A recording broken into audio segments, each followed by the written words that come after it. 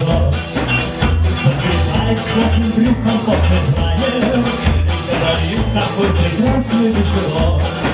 И говорит такой прекрасный: ай, ты, улица привозная, Господь, превратится в тепло. Воровская гостья, тихая тюрьма.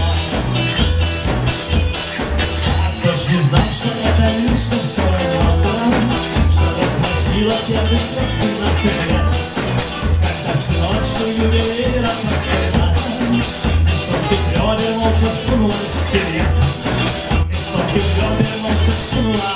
Ай, ты, улица привозная, Господь, превратится в тепло.